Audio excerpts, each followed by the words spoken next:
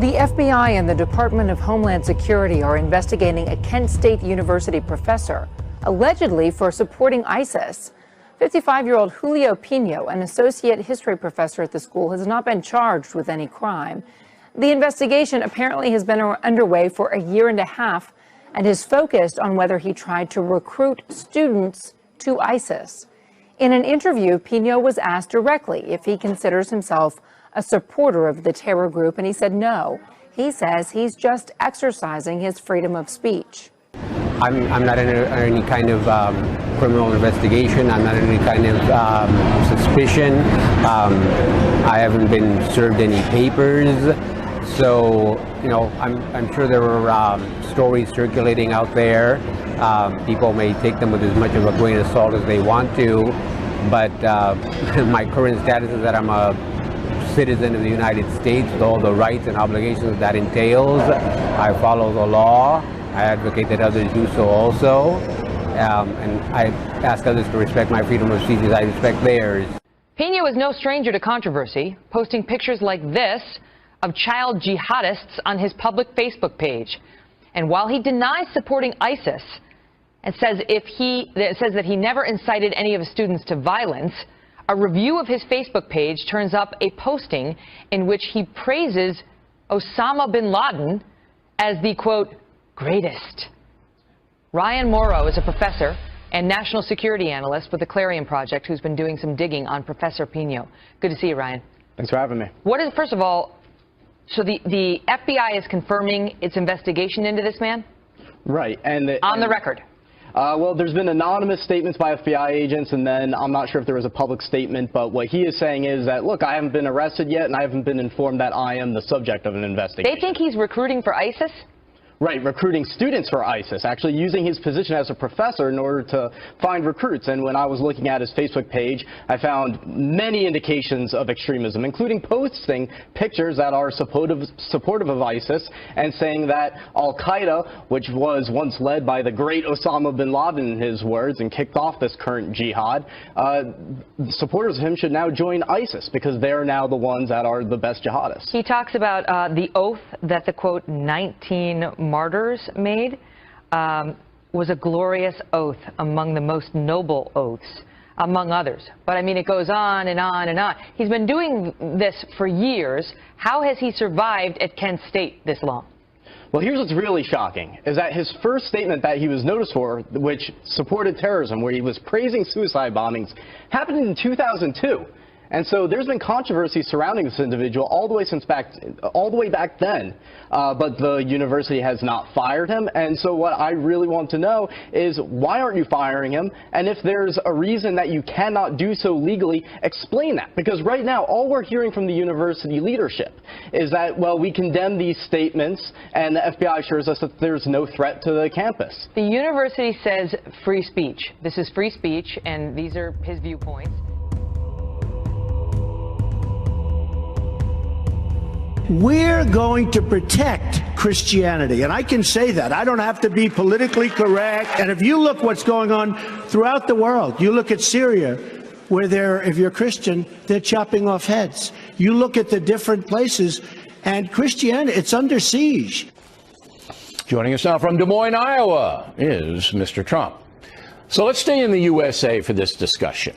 Do you believe Christianity here is under siege? Absolutely. You just take a look at what's going on, even from something that is less important but very important to a lot of people, including me, the words Merry Christmas. You go to a department store today, you don't see Merry Christmas anymore. We're under siege. We're losing ground. Christians are losing ground in this country. Now, you get outside of the country and they want to come into this country, as you know, whether it's ISIS or anybody else, and you have the heads being chopped off. We are definitely under siege. How does a president of the United States change the culture of secularism? Because that's what this is all about. It's about, we don't want judgments in religion. It's not just Christianity, it's all religion. We don't want judgments. We want to be secular. And how does a president change that? Well, I think you have to change it almost with a different spirit than we have. We don't have that spirit anymore. You know, we have a president that is much more committed, in my opinion, to Iran than he's committed to Israel, as an example. Much more committed to certain things that you or certainly me would not be committed to than what he would be according to what we believe. And you look at things that are happening within the country, outside of the country, but little things like... A major diplomatic breakthrough between the United States and Iran Saturday. Officials from both countries confirming that Iran was releasing 4 detained Iranian Americans Saturday in exchange for 7 Iranians held or charged in the U.S. A 5th American detained in Iran, a student identified as Matthew Travithnik, was released independently of the exchange. U.S. officials confirmed that Washington Post reporter Jason Rezaian, former U.S. Marine Amir Hekmati, Pastor Saeed Abedini, and Nosratollah Khosravi, whose name had not been previously made public, were to be flown from Iran to Switzerland and then transported to a U.S. military hospital in Germany for medical treatment. Families felt relief.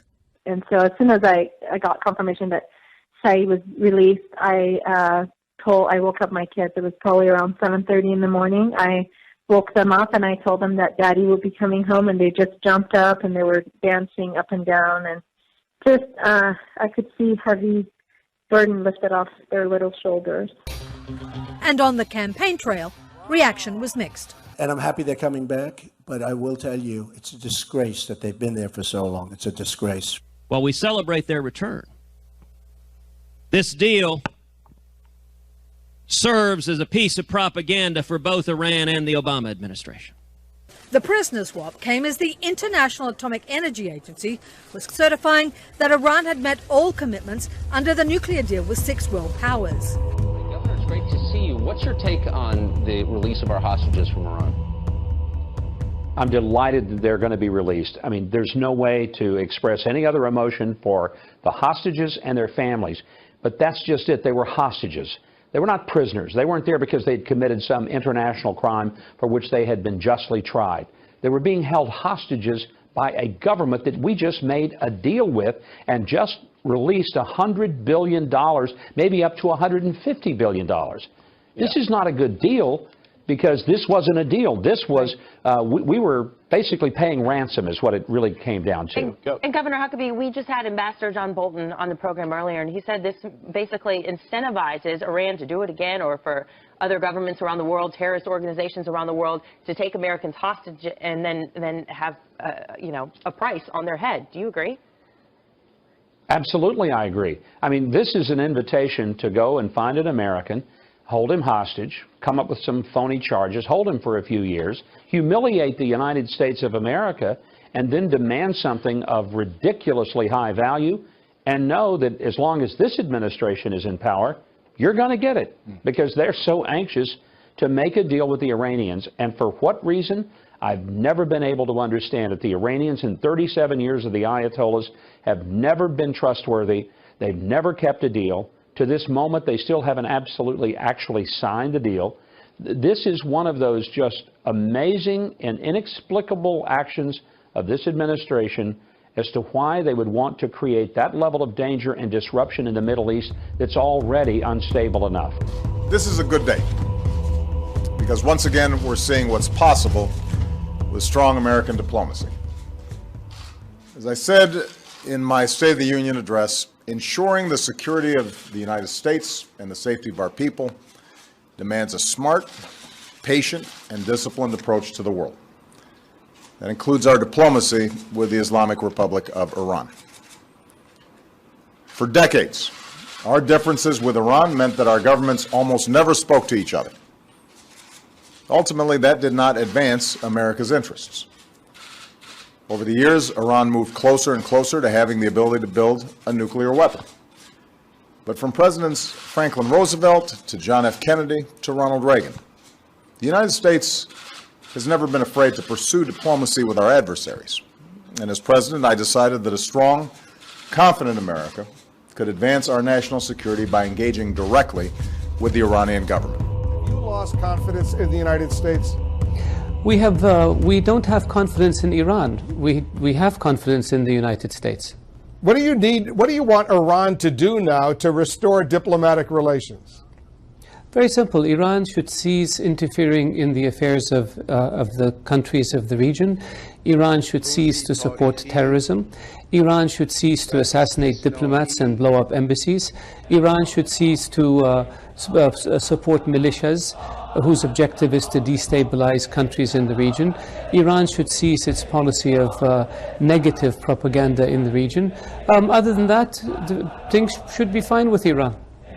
Are you okay with the billions of dollars that Iran is about to get as a result of the nuclear deal? Wolf, I think most countries in the world are not okay with it. I think most countries in the world are concerned that Iran will use these funds in order to fund its nefarious activities rather than use them to develop its country and improve the living standards of its people. I hope I'm wrong. A high-ranking Iranian commander says enhancing missiles and defense capabilities is a priority for the Iranian armed forces.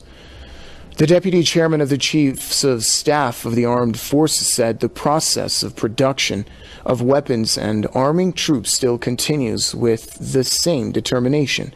Brigadier General Masoud Jazayeri stressed that the process has never been stopped, not even for a moment. The high-ranking commander said Iran's ability to defend itself will not be affected by any negotiation or diplomatic interaction. He stressed that armed forces are increasing their vigilance day by day to counter any possible threats.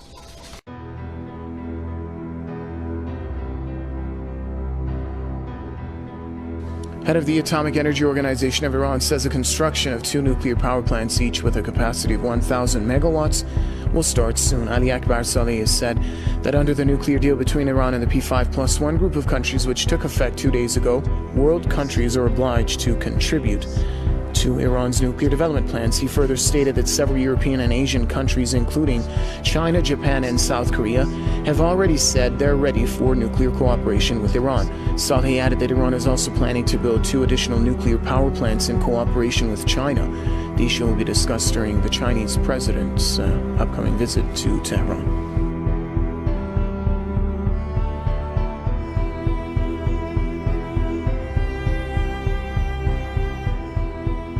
Meanwhile, the U.S. ambassador to Israel slams Tel Aviv's lack of action and double standards in dealing with the settlers' violence against Palestinians in the occupied territories. Too many attacks on Palestinians, lack of vigorous investigation or response by Israeli authorities, too much vigilantism goes unchecked, and at times there seem to be 2 standards of adherence to the rule of law, one for Israelis and another for Palestinians. Speaking at a conference organized by the Institute for National Security Studies in Tel Aviv, the U.S. ambassador pointed out that a 2-state solution is the only way to resolve the decades-long conflict in the Middle East. Shapiro added that Washington was, quote, concerned and perplexed in the wake of Israel's settlement expansion policies. He noted that Tel Aviv's continued settlement growth has raised serious questions about its long-term intentions.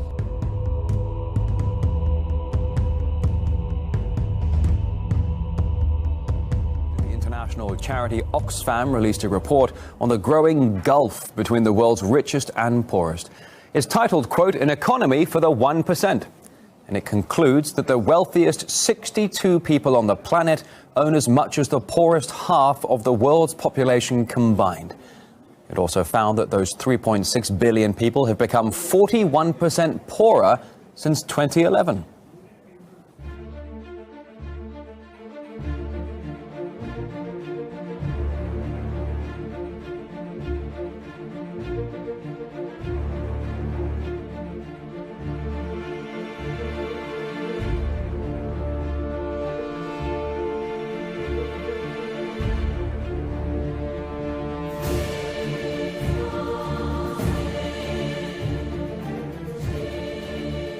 What we're really talking about today as Oxfam is a more structural problem that allows this kind of wealth inequality to exist. What we found in our report is that this sort of inequality is increasingly hardwired into our economies. It's the way that we run things now. We have vast income inequality, but that also cuts across huge gender inequalities. Political leaders, business leaders, billionaires themselves are waking up to the fact that this is not good news for anybody. It undermines our economies, and it undermines our societies.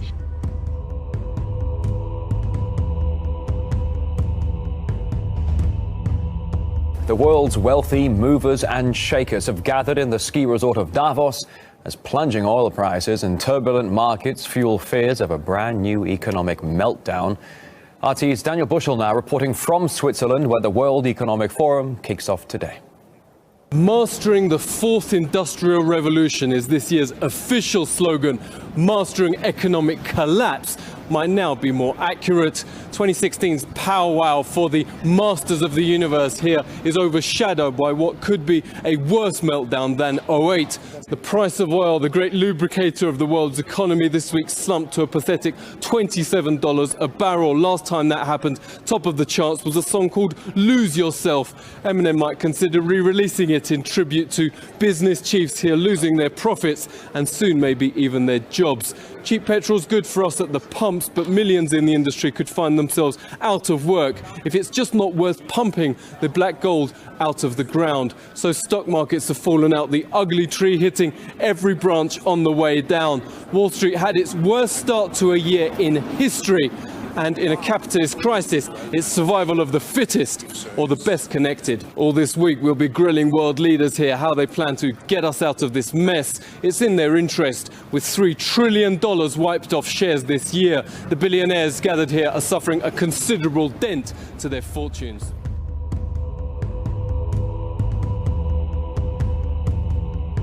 On to story number 4, the International Monetary Fund has lowered its outlook for global economic growth this year. The IMF expects the global economy to grow 3.4% in 2016. The figure is an improvement compared to last year, but 0.2% lower than the previous estimation. The Monetary Fund has warned of substantial risks in major emerging market economies and slower growth in China and a stronger U.S. dollar. It's also cited that low oil prices and political turmoil in the Middle East could hamper global economic recovery. Regarding Europe, the IMF said that the refugee crisis poses alarming challenges to the bloc as it tries to restart growth. And it expects Latin America to be dragged into a recession by a sharp contraction in the Brazilian economy. It was another wild ride today on Wall Street. The Dow plunged more than 500 points, but recovered nearly half of that, closing with a loss today of 249. Falling oil prices have investors rattled. It's been a bad time for Italian banks. Shares in 2 of them plunged to record lows this year, sinking under the weight of weak capital and risky loans. That problem saddles the whole system. Italian banks hold billions of dollars in bad debt. Italy's Prime Minister says the country needs fewer and stronger players. It is clear that the world of banks in Italy have the chance and need to make significant changes. But the European Commission is yet to agree on how that's implemented. Rome wants to allow bad loans to be put into separate entities. However, tighter EU rules may not allow it. With a struggling economy, a weak banking sector is the last thing Italy needs, says CMC Markets' Michael Hewson. Have European regulators dealt with the problems, the NPLs, the non-performing loans of European banks? The answer to that question is no. Until such times as they do, that's going to act as a significant brake on European economic growth prospects, simply because the banks basically supply the juice to oil the wheels of the European economy. Talks on how to resolve Italy's banking crisis are due later this week.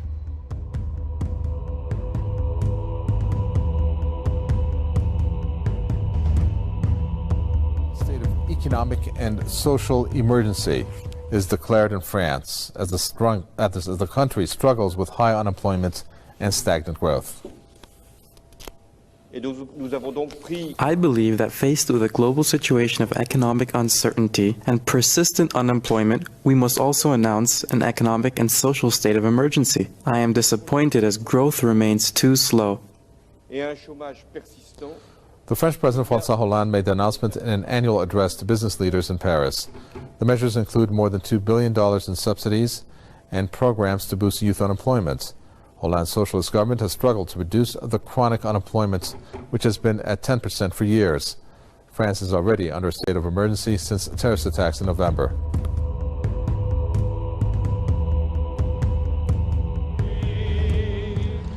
We shall overcome someday.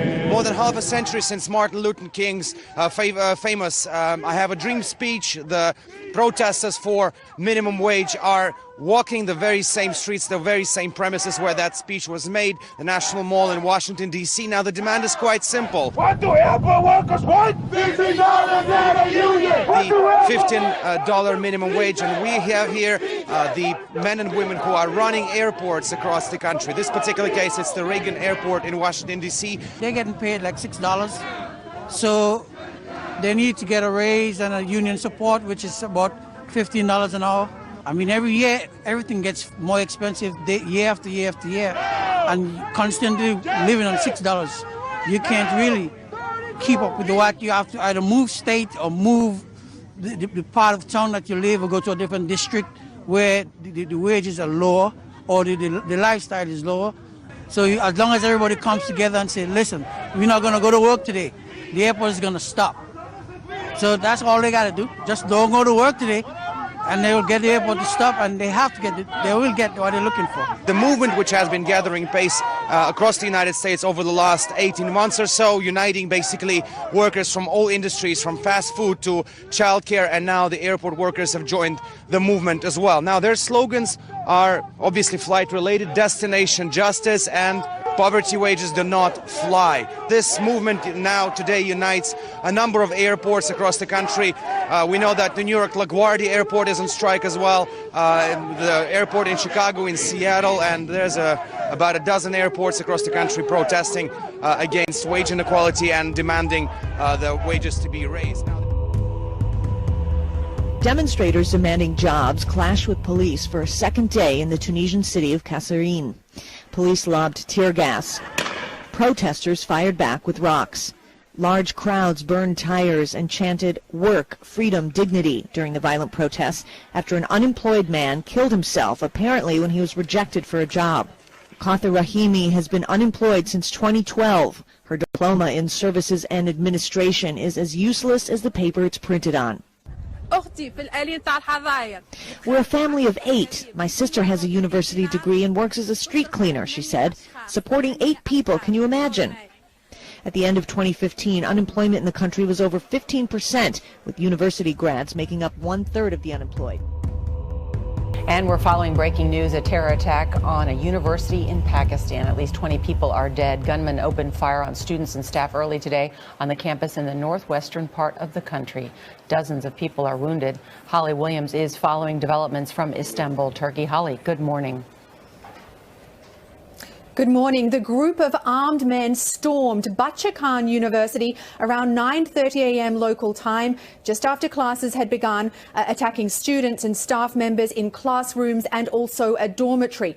Witnesses reportedly heard gunfire and explosions coming from the campus. A Pakistani military spokesman told us that 4 of the militants were killed after the police and soldiers moved in. Video from the aftermath shows the dead and wounded being ferried to the hospital.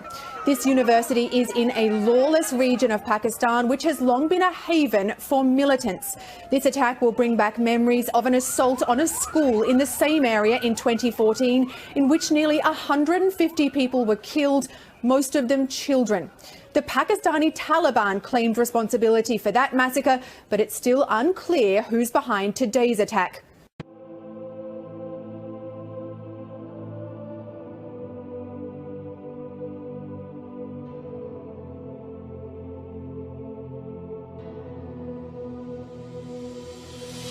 Epicenter was monitored at 33 kilometers northwest of Menyuan County in Qinghai Province at a depth of 10 kilometers. And tremors were felt in Xining, the provincial capital, and also in the nearby Gansu Province and Ningxia Autonomous Region.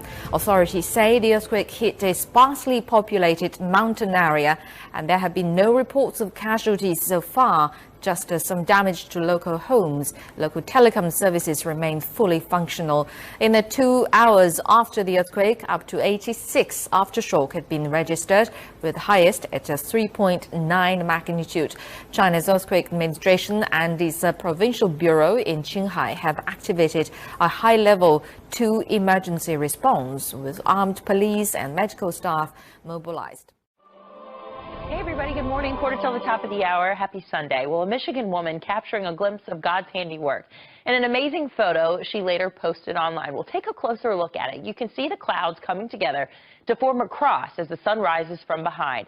The picture has now been shared millions of times online, and the woman who took that photo, Michelle Laraff, joins me now. Thanks for being with us on Fox and Friends. Good morning.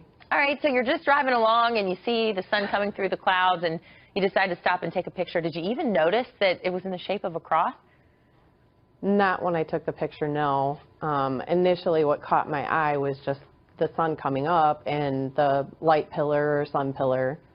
And I just pulled off and took the picture and realized after I took the picture that there was a cloud that, you know, reflected off of that light pillar and just looked like a cross.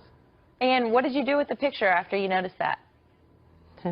Well, once I got to work, I shared it to my Facebook and then had several friends tell me that I should share it to the news or, you know, something. So I shared it to our local weather station, and here I am.